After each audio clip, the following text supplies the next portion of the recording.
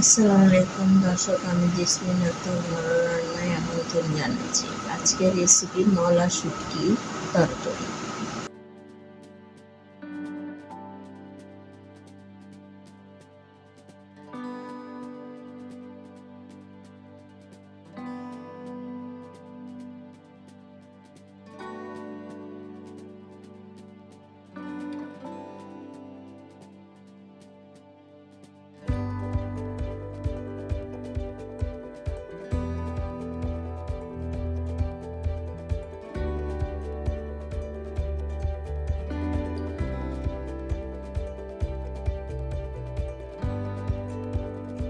Recipe মলা শুটকি নিয়েছি, পেঁয়াজ, রসুন, কাঁচামরিচ। মলা শুটকিটা তেলে ধুয়ে সিদ্ধ করে ধুয়ে নিতে হবে। পেঁয়াজ রসুন তেলে নিয়েছি, তো শুটকিগুলো দিয়ে তেলে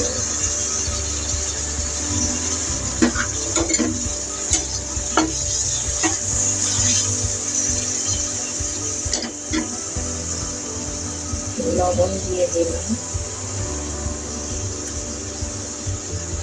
হলুদ দিয়ে দিলাম, মরিচ দিয়ে দিলাম,